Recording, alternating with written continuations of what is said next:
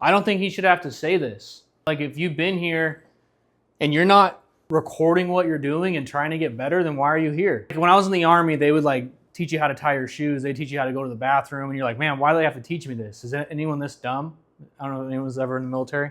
They break it down for you. You know, there's a certain level that you have to just want it. Do you believe that there's a way that you could speak on the doors to get that deal? If you don't, then why are you working here? If you don't believe that you can actually go out there and make money, then why are you here? The only thing you can believe is that you could control it. The only thing you can believe is there's something you could have said. That lady seemed like a lay me down, bro. She said, I've been looking at it. I just was kind of worried. I talked to my realtor about it. She said it's hard to transfer my home.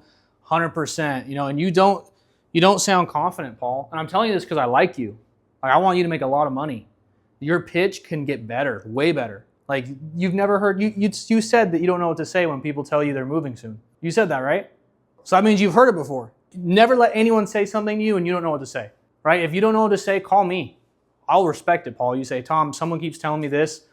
I'll ask you if you called your squad leader first or Rabbit first, you know, but sure, you know, your neighbor Nancy said the same thing. That's actually the best reason is you put solar on before you move. You get to sell your house quicker and you get to sell it for more money, right?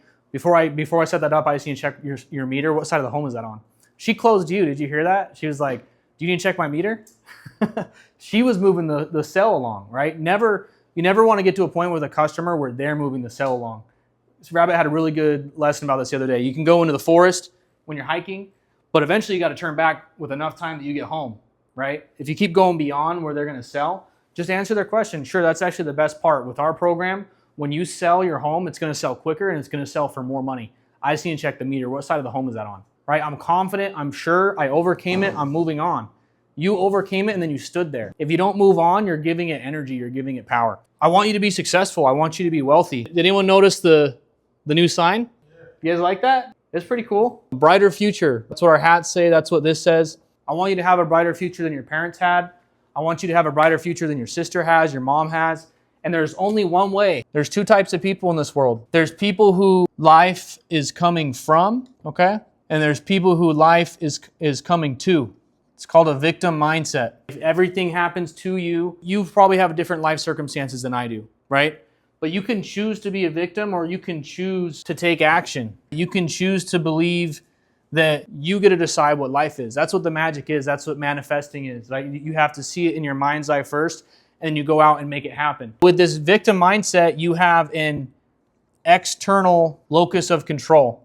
With this actionable mindset, you have an internal locus of control. So what we're talking about with locus of control is who determines your destiny, right? If it's external, then fate determines your destiny. You guys know who Carl Jung is? He's a psychologist that studied the subconscious mind because humans are really interesting. They're hard to figure out. They do things that are different from what they say. One thing he said is that you'll know someone by the actions they take, not the words that they say. Another thing that he said was until you understand the subconscious mind, it's going to rule your life and you'll call it fate. Have you ever talked to like a friend or a buddy or a girl or your wife or your sister or a man that's depressed, whoever, someone who's down, and no matter what you say to them, they're just down, they're just in it, they're in the funk. I've been in that funk, right? It feels like this spirally down thing. That's what it means when it says the chains of hell, right? It's like a magnet. It sucks you down. There's no way out of it. Everything that happens to you, you think in your head, I'm stuck. There's nothing I can get out. It's never going to work out for me. I finally get a set and they don't show up, or I finally get a close and they cancel, or I finally have a good appointment and my closer doesn't show up. There's nothing I can do. I'm stuck. I'm going to spiral all the way to the ground. That could be true, but you believing that will guarantee that it's true. There's nothing that benefits you. If you think that you're a victim, if you think that you can't really come out of it, you stutter, you can't speak well, I promise you, you will always be poor. I promise you. And you could get lucky and you could win the lottery and you'll still be poor. You guys seen those stories? Guys win a $100 million lottery and they're still poor. Versus if you think that you can take actions and you have an internal locus of control and you believe that you can control your life, why wouldn't you believe that? What type of life system would push you away from believing that? If you already had a wealthy mindset, he wouldn't need to say that. If you already knew that you were in control and you were just saying the wrong things and you believe it's on me, I just got to say things better. How do you say things better? I'm going to audit it. I'm going to record it. I'm going to get better every day. You hear Rabbit speak. Does it sound like he's not practiced? How long do you have to work on that? How much money did you spend learning how to speak, Rabbit? $300K. Learning how to speak. So how much did he practice? Did you listen to yourself? How did you refine that? That's it. It's that simple. You guys are going out and doing something and you're expecting different results. Paul, you've been working for a month. Man, I really wish I was working with you. I do. I wish I was working with you every day. I love you guys. I want you all to be successful. I wish I could be on the doors every single day with you. Be like, no, bro. Don't ever let anyone beat you. If someone beats you today, then memorize it all night and then go out and beat them tomorrow, right? It's like Groundhog Day. You guys seen Groundhog Day? Right? Like eventually he gets so good that no one can touch him and he wins every situation. That's the superpower I would get if I could get one. I would just like rewind it. That's my superpower is like I go out there and I get beat. I go home and I think about it and I write it down. Point being, guys, is there's books you can read about this. There's YouTube videos you can watch about this. There's ways that you can audit this. It's pretty clear. Like when you come down to judgment and you're like, why didn't I succeed?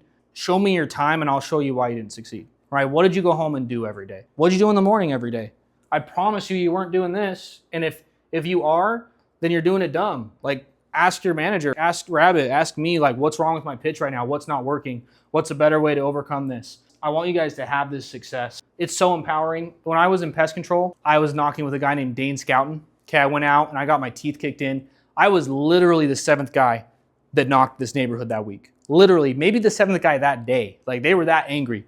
You're the 7th guy today. Get off my lawn. This is like August. Everyone's sick of being knocked on. And I told Dane, I was like, bro, I'm a smart guy. I'm getting good sales most days. This is just a bad hood. You know what he did? He went to my hood. He went and knocked the doors that I knocked. And he went and sold 7 deals in like 4 hours. Just to show me, because he cared about me. He cared about me enough to put me in my place and show me that that was coming from me.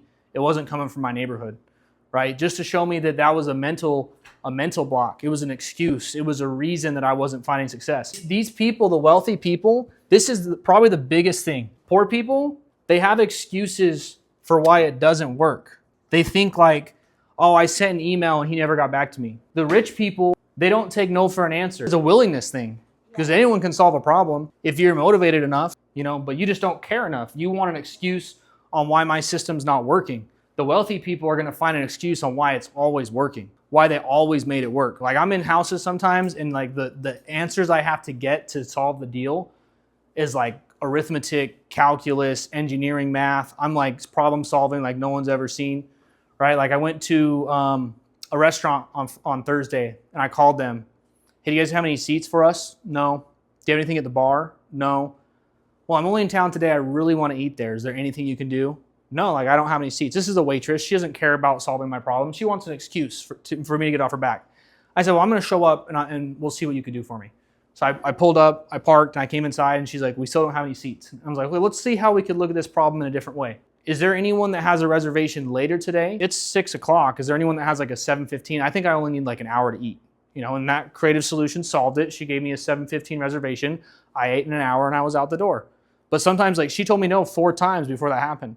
And then on Friday I went golfing and I go to the golf course and they're like, sorry, we're booked out. We don't have any more. I went with my buddies. Like 9 of my buddies had already gone off in their carts. I don't even golf. So I'm like trying to figure it out. He's like, sorry, we don't have any more carts. The thing's full. I'm like, okay. And I go back to him.